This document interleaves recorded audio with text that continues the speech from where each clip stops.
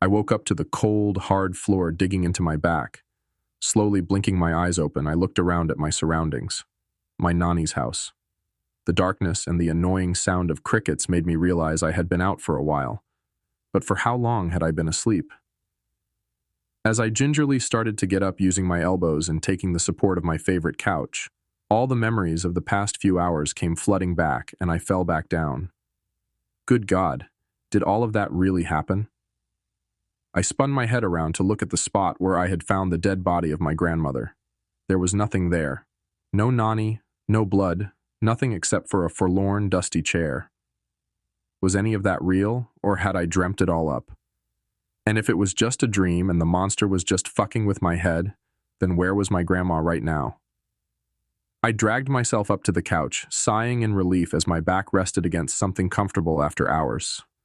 My left knee was killing me, and I don't even know how I injured the damn thing. After resting for about a minute, I got up and began looking for Nani. I checked each and every room in the house, twice, but there was no sign of her. Things just keep getting more and more confusing. I was feeling so lost and helpless. My last conversation with Nani kept on playing inside my mind over and over. The extent of her betrayal was unbelievable, yes. But try as I might, I couldn't shake off this feeling of guilt over treating her so badly in what turned out to be her last moments. I guess I'm just fucked in the head. As I shifted on the couch to move into a more comfortable position, my phone rubbed against my thigh, and I suddenly remembered that I had been making plans to visit Mahakaleshwar Temple to get help with this situation.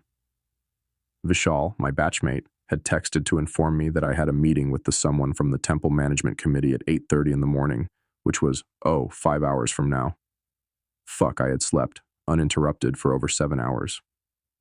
It wouldn't be appropriate to visit a temple covered in grime and smelling like shit, so I decided to take a bath, as weird as it was to be doing so in this house after everything. I made my way over to the bathroom attached to the guest bedroom and switched on the water heater. These moments of quiet inactivity in between all the insanity that my life had become were the hardest to deal with. This was when I would begin to question my sanity, try and process my emotions, just nerve-wracking stuff. I would much rather deal with the soul-sucking demon. I wondered what I would tell my mom about what happened to her mother. Should I say I was never here or concoct some other bullshit? And why the fuck was my knee hurting so much? After roughly 10 minutes or so, I stripped down to my boxers and walked into the bathroom. Turning on the tap for the hot water, I turned around to get a good look at my reflection, and what I saw chilled me to the bone. Wrinkles marred my once youthful-looking face. My skin had turned dry, and my hair wore a disgusting shade of salt and pepper, with much more salt there than pepper. It was as if, no, I had aged by 20 to 25 years. I looked like a middle-aged man in his mid-50s. Holy fuck. I furiously rubbed the mirror, as if that would wash away the years that I had aged. I screamed in frustration and anger. That thing had stolen even more of my years in the last few hours, and it was now actually letting me feel the after effects of its greed, as if to taunt me, that it could take anything it wanted, and I could do nothing about it. My stomach was a swirling pit of murderous loathing. I could rip that bastard apart with my bare hands, and I will, and soon. About 4.5 hours later, after a bath and a good meal, I was standing outside the majestic Mahakaleshwar temple. The Bazam Arti had finished a couple of hours ago, so there wasn't as much crowd as it would have been, and I easily found my friend Vishal. "Hi," I greeted him as I walked up close to him. He looked confused. "It's me, Aditya," I added. He looked even more confused at that, but soon began to recognize me, and his eyes widened in shock. "Yeah, I know, it's why I'm here," I said before he could reply. "Dude, how?"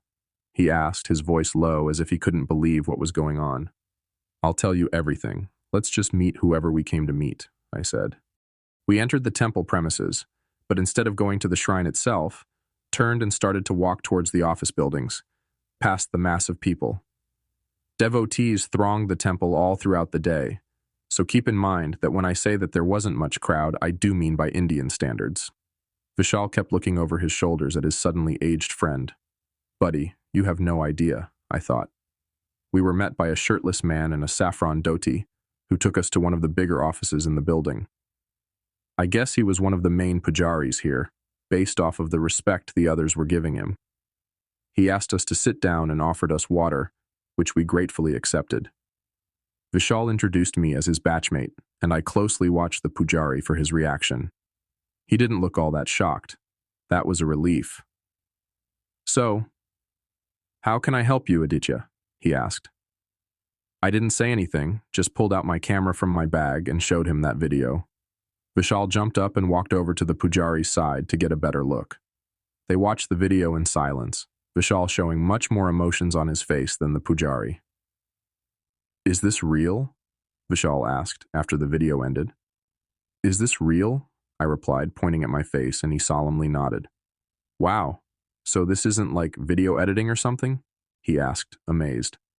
I pointed at my face again. "Does this look like—" Okay, he cut me off. "I get it already. Wow." "Listen, Aditya," the Pujari said. "We get a lot of requests about things like this. Most of them are just superstitious people who've misdiagnosed a mental illness, but this is something else. Can you help me?" I asked hopefully. "Number, I can't." He shook his head. "Let's just say it's not my area of expertise." I felt a sinking feeling in my stomach. I thought I was moving forward, but here I was, back to square one. I felt the weight of all 50-plus years of my life on my chest. "But," the priest added, "I know someone who can. Mahakal must be on your side because that someone happens to be here today. Let me call him. Please wait here." Hope began to build up inside me again, but I controlled it. There was no guarantee that this person could help me. No sense in getting my hopes up and then just getting them dashed again. Vishal started pestering me about my situation, but I told him to wait. I said I'll tell him when the Pujari comes back. No sense in recounting my trauma again and again. We sat in an awkward silence, with Vishal occasionally glancing at me in wonder for about 15 minutes before the Pujari walked back in with another man behind him. This guy was younger than me, younger than my 26-year-old self. Dressed in green kurta and jeans, with a tattoo of a trident piercing a crescent moon smack dab in the middle of his forehead, he looked like an edgy college student who worshipped Shiva only because it was edgy, and probably even was. But he certainly didn't look like the kind of man who would be of assistance to me. Then again, looks can be deceiving. He shook my hand, pulled a chair, and sat down next to us. "This is Rocky," the Pujari said. "At least that's what he's known as. He has some experience in this, field." Rocky nodded. "So, what's wrong?" he asked. I showed him the video. Does this look like anyone you know?" he asked after watching it. "What? No," I replied. He sighed. "So what happened after this video? How did you end up like this?" He pointed at me. I launched into my story. I told them everything that had happened to me, from the doll, to the nighttime visits, to the last night's incident with Nani. "Your Nani is dead?" Vishal asked, amazed. "Yes, maybe. I don't know," I answered truthfully. Maybe I dreamt it all up and he kidnapped her or something. Verbalizing this makes me sound like a lunatic. "Wow," Vishal said. "So, can you help me?" I asked Rocky. "No," he answered. "Well, fuck. To be precise, no one can," he added. His brow furrowed, making the trident shift in a bizarre way. "I know what this thing is. See, when I first saw the video, I thought it was a skinwalker because of the eyes. No, I hoped that it was a skinwalker, because that we can at least deal with, that has weaknesses we can exploit. But then you told me about your grandmother. This is a pishash. At least I now knew what was haunting me. That's progress." "A pishach has no weaknesses," Rocky continued. "It's a very powerful, immortal creature. It feeds off of the souls of its victims, like a vampire, if you will." He rubbed his trident. "There are only a handful of them that we know of. The last one our people encountered was back during the emergency days. Nothing works on this thing. We can't kill it. We can only slow it down." "How?" I asked softly. "By eliminating its food source and containing it." He replied in a matter-of-fact way. "Excuse me," I exclaimed. "You wanted to know how to do it. I'm telling you," Rocky pointed out. As long as it has people it can feed off of, it'll continue to find idiots like your grandmother to manipulate and fatten itself. Rocky, you're being rude, the Pujari chastised him. So you can't do anything? Vishal asked. I didn't say I won't do anything, Rocky said. Look, all I'm saying is that we can try to stop this thing, but you have to be aware of the fact that you probably won't make it out of this alive. I shuddered, but nodded. How do we go about this? I asked. We find out where it lives and attack it there, Rocky answered. See? What do you do when you're starving? I shook my head, not knowing where he was going with this. You stretch out your food supplies, he continued. And I'm guessing that's what he's doing to your Nani or any other poor suckers that it managed to ensnare in its traps in the past.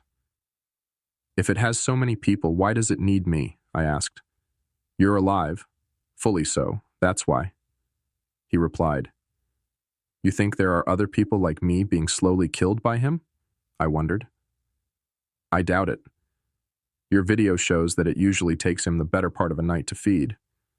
I guess it's slow because he expends energy to feed as well, Rocky said. So, how do we find out where he lives? I asked. We put you to sleep, wait for him to come feed on you and track him back to his home, he said with a straight face. No, I protested.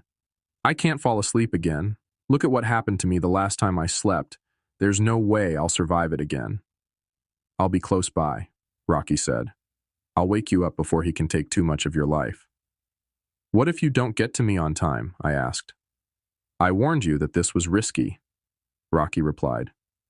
What did you think would happen here? We would chant some mantras and give you a magical weapon to slay the monster. It doesn't work that way. You have to make sacrifices. I grit my teeth, but nodded, albeit indignantly. We decided to put our plan into motion in the evening, giving Rocky time to make some preparations. I thanked the Pujari and said my goodbyes to Vishal, though he protested, but I wasn't having any of it. He was getting married in less than a month. There's no way I would have his death on my conscience. He finally relented after I agreed to keep in touch and to call him if I needed anything. I also spoke to my parents, telling them that everything was okay and that the phone conversations we had about the dolls were nothing important. I have never been a very religious man, always sitting on the fence between theism and atheism, but I decided to spend the day visiting various religious places in the city anyway, having my lunch at the local Gurudwara. It felt a lot like I was wrapping up my business in this world and preparing to die. But regardless, I was a lot calmer by the time evening rolled on, and as I checked into one of the seedier hotels that Rocky had picked, I felt somewhat at peace. Why this place? I asked. The police will just be a distraction at this point, he said. It's better to choose a place they won't quickly visit. As we had our dinner, we went over the modalities of the plan. We weren't going to follow him in his car all the way back to his place. We just wanted the number plates. Those could then be used to find out what identities he was using, properties registered to that name, and to raid those properties all at once and blow them up. It was risky, yes, but we couldn't let him know we were planning on doing something as balls out as invading his home. He could shift his base at the slightest whiff of danger, and then I'd be fucked. I marveled at the scale of it all. How could this young man sitting in front of me possibly be a part of something capable of pulling this off? But I didn't want to bite the hand that was going to feed me, so I wisely kept my mouth shut. After dinner, I made my way to my room, casually looking for where the cameras were hidden. Rocky caught me doing that and told me to stop. We parted ways in front of my room. He was staying in the room next to me, and assured me he would immediately jump in to help if he sees anything strange on the camera, like a hungry Pishach. So there I was again, flat on my back, looking up at another ancient ceiling fan, waiting to fall asleep. I swear to God, if I survive this, beds would end up becoming PTSD triggers for me. Of course, it took me a long time to fall asleep. That old stereotype of old people being quick sleepers wasn't as of yet true for me. I wondered if I would even wake up, and hoped that Rocky would get revenge for me if I didn't. Such morbid thoughts were swirling around in my head when I slowly drifted off to sleep. It was some trashy Kumar Sanu song, being played at full volume on speakers that I hadn't even noticed, that woke me up. Feeling extremely groggy, I opened my eyes, to see that face again, just inches from mine. His mouth was turned into this vicious snarl, shining eyes glaring daggers at me, trying to pierce my very soul. His breath was foul, it smelled like death. I froze in fear, not knowing what to do. He brought one of his long, clawed hands up and began choking me. He was furious. Did he figure out what we were planning, or was it just anger at having his meal interrupted? I thrashed around, clawing at his arms, but he held on. I heard banging on the door, sounded like Rocky was trying to force his way in. A loud bang later, the door gave in, and light from the hallway outside came pouring in. Rocky walked in with a shotgun that he aimed at the Pishach. The monster turned around and snarled at my rescuer. Rocky opened fire, the shotgun shells passing harmlessly through the Pishach's body and slamming into the wall behind him. I coughed as air rushed into my lungs. The Pishach gave me one last look and casually just walked into and out of one of the side walls, maintaining eye contact with Rocky, who was carefully following his each and every movement. "You okay?" Rocky asked after a good 30 seconds. "Yeah," I said. "A little shaken, but fine. How long was I out?" 25 minutes. I set off the alarm as soon as I saw him walk in. He replied. "Thank you," I said gratefully. "Did we get the number plates?" Rocky nodded. I felt so goddamn happy. "Finally, I put that fucker on the back foot for the first time. Next time I see you, it's gonna be me walking into your bedroom, bitch."